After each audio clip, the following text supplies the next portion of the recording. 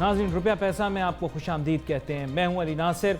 आज जिस मौजू के ऊपर हमने बात करनी है वो है पाकिस्तान का रियल एस्टेट, प्रॉपर्टी और कंस्ट्रक्शन सेक्टर, जिसके अंदर जो बहुत सारे पेचीदा मसाइल हैं उनको एड्रेस करने के लिए ये ज़रूरी है कि हम अंडरस्टैंड कर सकें कि इंटरनेशनल डायनेमिक्स क्या हैं, लोकल इंडस्ट्री की कैरेक्टरिस्टिक्स क्या हैं, यहाँ पर प्रिवेलिंग एनवायरनमेंट क्या है और इन चैलेंजेस को फेस करने के लिए क्या हम प्लानिंग कर रहे हैं, क्या हमारे पास रेगुलेशन मौजूद है, क्या हमारे पास ऐसे लॉज मौजूद हैं, क्या हमारे पास ऐसे सिस्टम्स इन प्लेस हैं। इसके बारे में हम बात करेंगे। आपको पता है पिछली हुकूमत ने टोटल फोकस जो है वो सीपैक पे रखा। सीपैक सुबह शाम सीपैक, और उसके बाद जाहिरी बात है उसमें उस हिसाब से जो कह सकते हैं कि मोमेंटम गेन नहीं हुआ, जिसकी वजह से फिर पाकिस्तान की इकॉनमी उसके मजमूई तौर पर फ्रूट्स जो है वो उसको जिसे कह सकते हैं इंजॉय नहीं किया। उसने बेयर फ्रूट ज़रूर किया सीपैक मंसूबे ने, लेकिन हमने भरपूर अंदाज में उसको जो है रीप नहीं किया उस फ्रूट को। यहाँ पर हम चाहेंगे कि अब जब इस हुकूमत का फोकस जो है उससे थोड़ा सा, मैं कहूँगा हटा तो नहीं है, लेकिन उसको थोड़ा सा डाइवर्सिफाई किया और अब हाउसिंग पॉलिसी की तरफ इसे लेकर आए हैं। बोल रहे हैं हम हाउसिंग और कंस्ट्रक्शन सेक्टर के ज़रिए जो है वो फ्रेश मार्केट को जो है कैटलिस्ट देंगे, जिससे मईशत जो है उसमें तेज़ी आएगी।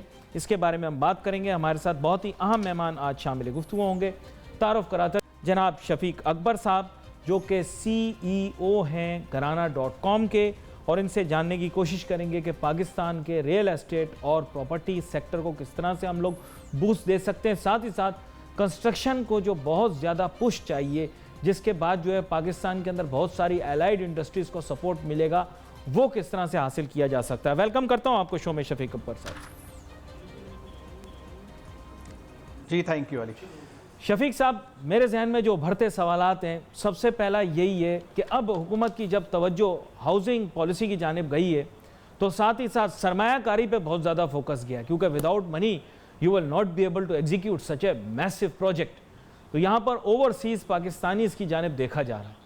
ओवरसीज़ पाकिस्तानीज़ जो हैं वो पाकिस्तान में जब इन्वेस्ट करेंगे, और we are looking at the tune of billions of dollars in this project as investment, तो तभी जो है वो हमारे ये तमाम प्रोजेक्ट्स लिफ्ट ऑफ भी कर सकेंगे, सस्टेनेबल भी हो सकेंगे, सक्सेसफुल भी हो सकेंगे। मुझे ये बताएं कि इस वक्त ओवरसीज़ पाकिस्तानीज़ को किस किस्म की आसानियां चाहिए पाकिस्तान में इन्वेस्ट करने के लिए।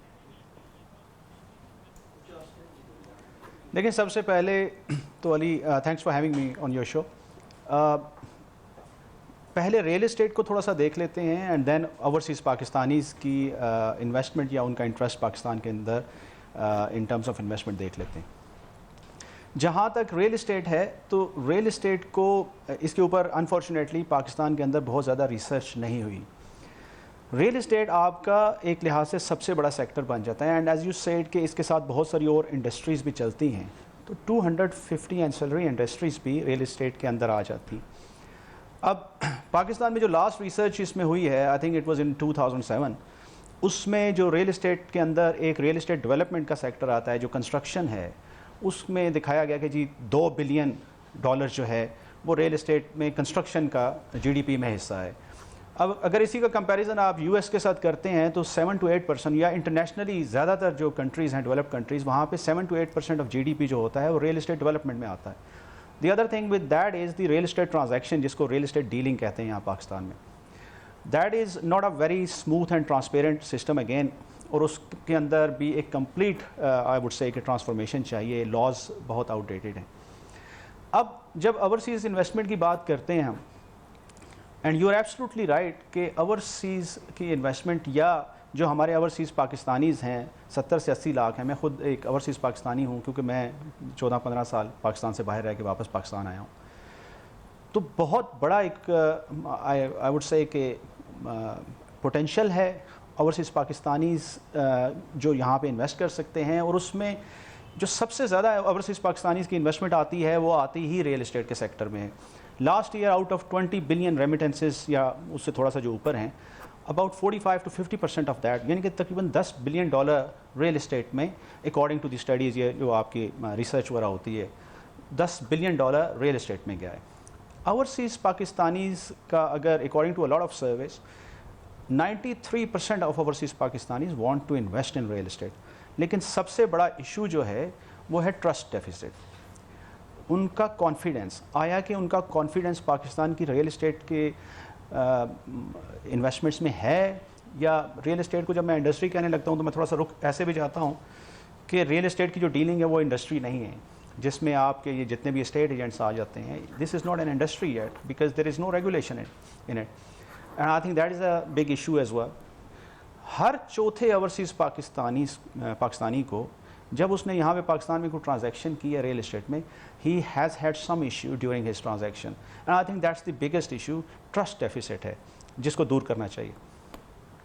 اچھا, یہاں پر ایک کمپلشن ہے, جیسے آپ نے کہا کہ یہاں ٹرسٹ ڈیفیسٹ کا ایشو ہے, اور یہاں پر پرابلم یہی آتی ہے کہ people run into issues with documentation, people run into issues with position, people run into issues of various nature. لیکن اب اس کو سٹریم لائن کیسے کریں؟ دیکھیں پرابلم یہ آتی ہے کہ اوورسیز پاکستانی یا تو اپنے رشتہ دار کے ذریعے پراپرٹی کو خریدتا ہے کہ یہ میرے لیے رکھ لو, میرے لیے خرید لو, میرے لیے اس کو محفوظ رکھنا. اب وہ خود ڈائریکٹلی کیسے پارٹیسپیٹ کرے, یہ آسانی کس طرح سے اسے جو ہے مہیا کی جا سکتی ہے؟ دیکھیں جہاں تک تو ریئل اسٹیٹ انویسٹمنٹ میں ہے, for example if I talk about overseas Pakistanis, اور بہت ایک چل رہا ہے اوورسیز پاکستانیز کے بارے میں کہ 70 سے 80 لاکھ اوورسیز پاکستانیز ہیں, پاکستان میں انویسٹ کریں تو بہت بڑا چینج آ سکتا ہے. And I agree with that, and as I said کہ 93% of them want to invest back in Pakistan. Now I would say there are 4 sectors جہاں پہ وہ انویسٹمنٹ کر سکتے ہیں. ایک تو سب سے بڑا سیکٹر جس میں وہ آلریڈی انویسٹمنٹ کر رہے ہیں, that is real estate. Then the other sector which is کہ یہاں پہ اگر بزنسز شروع ہوں, اوورسیز پاکستانیز انڈسٹری لگائیں اور دوسرے بزنسز میں آئیں. تھرڈ از کہ اگر یہاں پہ اسد عمر صاحب نے ایک دفعہ کہا تھا جی کہ یہاں پہ وہ انویسٹمنٹ بانڈس یعنی کہ some sort of guaranteed returns کے ساتھ لانچ کرنا چاہتے ہیں. And fourth is tourism. یہ وہ 4 سیکٹرز ہیں میرے لحاظ سے جہاں پہ اوورسیز پاکستانیز اس وقت انویسٹ کر سکتے ہیں. Now if I talk about real estate کے اندر انویسٹمنٹ میں 2 چیزیں ہیں. ایک ہے آپ کی ٹرانزیکشن جہاں پہ آپ ایک ٹرانزیکشن کرتے ہیں, یعنی یہاں پہ پلاٹ یا کوئی پراپرٹی خریدتے ہیں, اور دوسرا ہے جہاں پہ آپ انویسٹ کرتے ہیں کسی پروجیکٹ کے اندر. جہاں تک پہلا ہے جس کو ہم ٹرانزیکشن کہتے ہیں, یعنی کہ پلاٹ یا گھر خریدتے ہیں, اس کے اندر بہت سارے ایشوز ہیں. اس میں laws are outdated, transparency نہیں ہے ریئل اسٹیٹ کی ٹرانزیکشن کے دوران, اور لوگوں کو کافی سارے ایشوز آتے ہیں ود ریگارڈس ٹو کہ جی ڈاکیومنٹیشن میں کوئی ایشو آ گیا, پرائس کے لحاظ سے کوئی ایشو آ گیا, یا بعد میں پتہ چلا کہ جو چیز انہوں نے سوچا تھا کہ وہ خرید رہے ہیں وہ ویسی نہیں ہے. On the other hand once they invest into the projects, جو ریئل اسٹیٹ کے پروجیکٹس ہیں, اس کے اندر ایشوز یہ آتے ہیں پاکستان میں کہ timely delivery and quality as it was promised by a developer. Again that is وہ ایک بہت بڑا میں سمجھتا ہوں کہ ایشو ہے جس کے اندر ریگولیشن بھی آ جاتی ہے, جس کے اندر بہت سارے اور پرابلمز آتے ہیں. ایک طرف سے تو ریگولیٹنگ اتھارٹیز ہیں جنہوں نے ریگولیٹ کرنا ہوتا ہے, اور دوسری طرف سے ڈیولپرز ہیں جن کے اپنے بہت سارے کنسرنس ہیں. تو there are a lot of things which need I think a complete transformation in the real estate complete overhauling required ہے. یہاں پہ complete transformation کی requirement ہے. مجھے ایک چھوٹی سی بریک لینی ہے, بریک کے بعد میں واپس آؤں گا. تو یہ 3 ایریاز جو آپ نے ہائی لائٹ کیے ہیں, میں کوشش کروں گا ان کو بھی آگے لے کر چلیں. ایک تو بزنسز کے اندر ڈائریکٹ انویسٹمنٹ بانڈز اور ٹورزم کا آپ نے ذکر کر دیا. مختصراً میں چاہوں گا کہ اس بارے میں بھی بات ہو. Let's take a short break.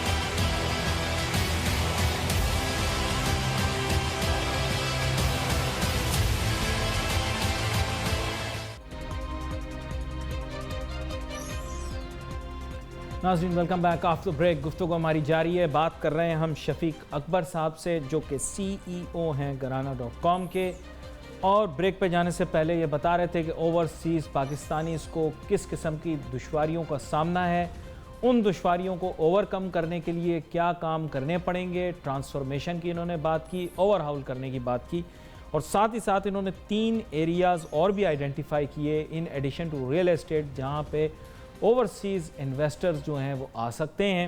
میں چاہوں گا شفیق اکبر صاحب مختصراً آپ اس کے اوپر ضرور گفتگو کیجئے کہ جو بات آپ نے کی کہ ओवरसीज़ इन्वेस्टर्स पाकिस्तान के अंदर कोई कारोबार, बिज़नेस या इंडस्ट्री भी लगा सकते हैं।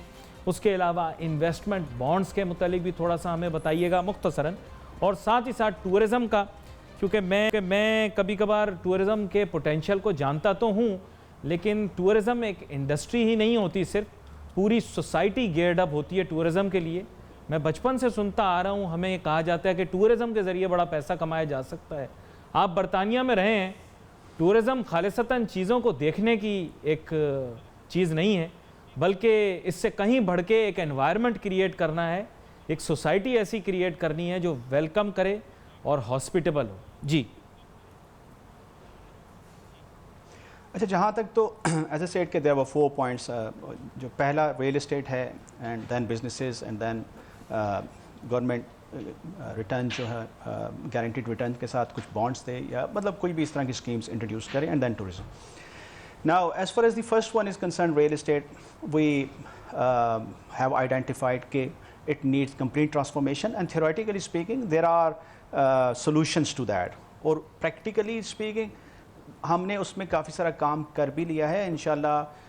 In the first phase, we've been working on this for last 3 years, or in the first phase, in next 2 to 3 months time, we are offering in Islamabad पहली दफ़ा पाकिस्तान की हिस्ट्री में एक ऐसी सर्विस कि आप US या UK या दुनिया के किसी भी मुल्क में बैठ के पाकिस्तान में ट्रांजैक्शन कर सकते हैं विद द कॉन्फिडेंस कि nothing is going to go wrong. तो वो तो इंशाल्लाह next time probably will speak about it.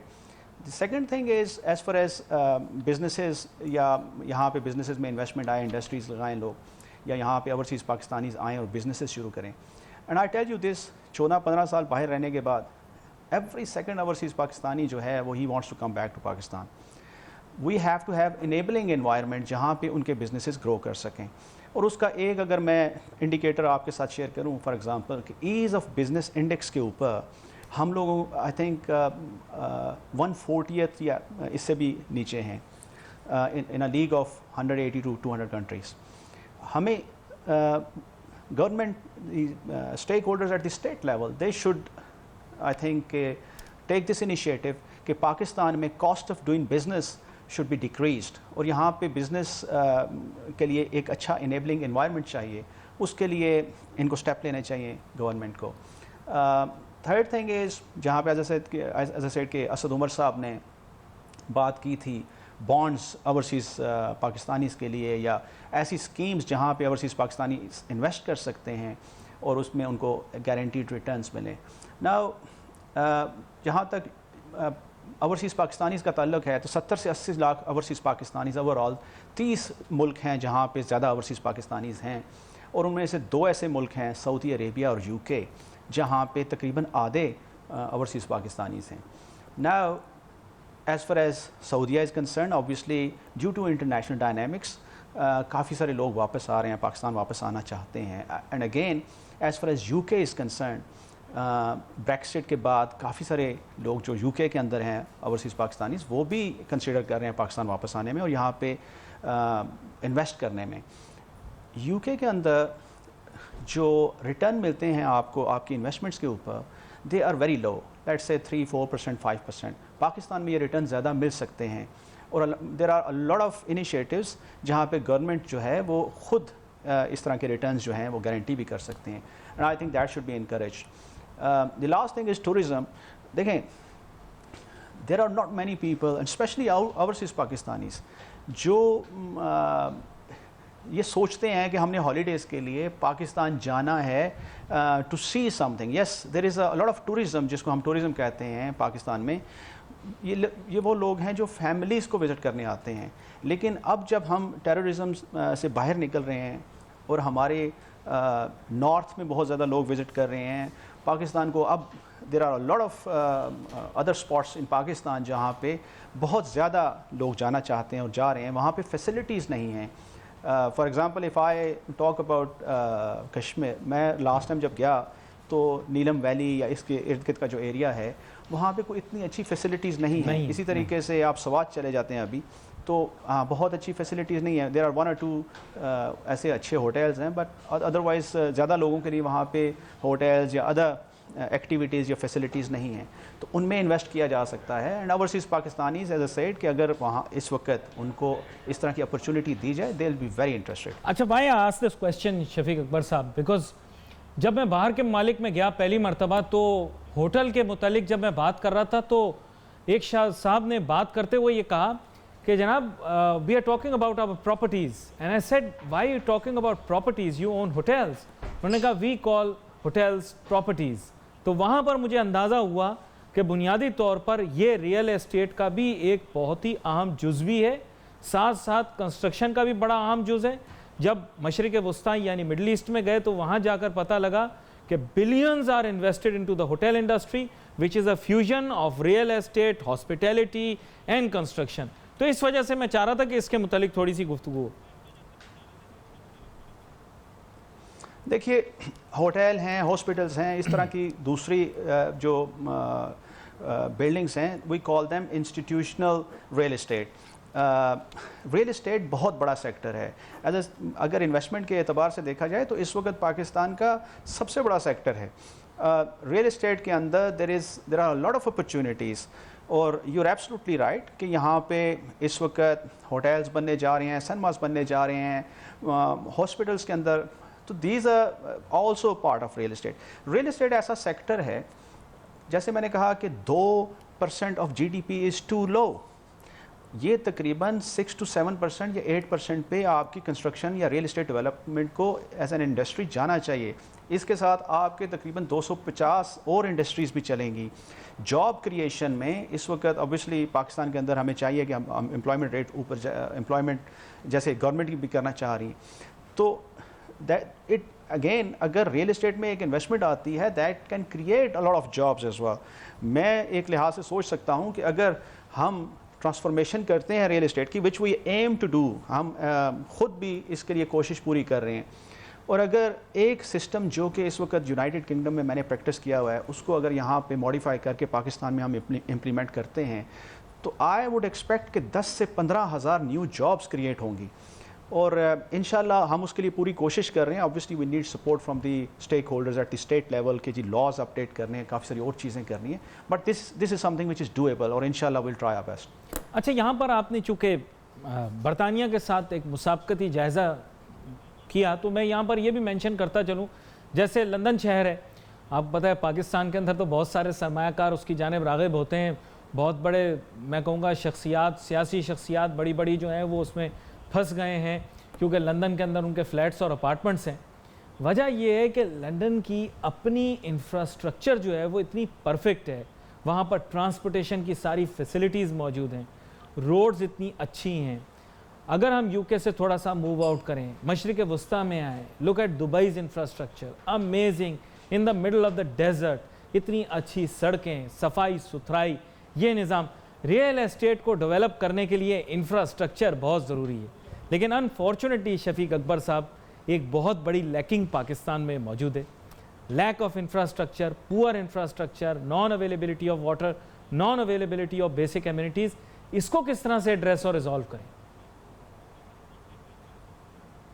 देखिए, you highlighted something which is very important.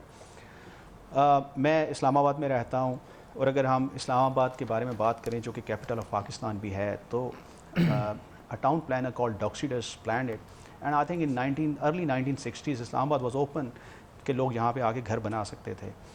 It's been 56 years. Islamabad पूरे का पूरा जो है वो 2,25,000 एकड़ का है तकरीबन.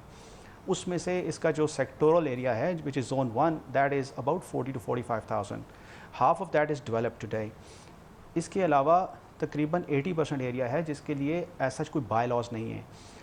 अब जहाँ तक इंफ्रास्ट्रक्चर डेवलपमेंट की बात है, इसमें बहुत कुछ हो सकता है.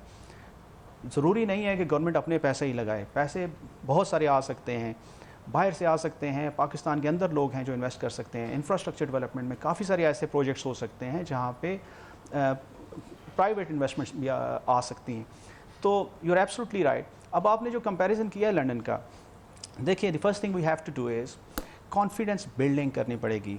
लंदन की जहाँ तक बात है, आप यहाँ पर बैठ के लंदन में प्रॉपर्टी परचेज़ कर सकते हैं, उसकी असेसमेंट कर सकते हैं, with the confidence کہ you will be absolutely fine, کوئی ایشو نہیں ہوگا. اور اس میں ہوتا کیا ہے, کوئی بہت بڑا کام نہیں ہے اس میں کرنے والا. کنوینسرز بولتے ہیں, ایک وکیل ہوتا ہے جو آپ کی پراپرٹی کی ساری لیگیلٹیز کو چیک کرتا ہے, اور ساتھ میں ایک سرویئر ہوتا ہے جو سروے کرتا ہے اور ویلیویشن کی اسیسمنٹ دیتا ہے. اب یہی چیز پاکستان میں ہو سکتی ہے, اور انشاءاللہ ہم اس کے لیے ٹرائی بھی کریں. You are giving a lot of people a lot of ideas, لیکن یہاں پر میں ایک چھوٹی سی بریک لوں گا, کیونکہ جب آپ بات کر رہے تھے وہاں پر پراپرٹی خریدنے کے متعلق, تو میں یہی کہہ سکتا ہوں کہ you are giving a lot of people a lot of ideas. یہاں پر ہم ایک چھوٹی سی بریک لیتے ہیں, بریک کے بعد واپس آتے ہیں. ناظرین اپنی گفتگو جاری رکھتے ہیں. Let's take a short break.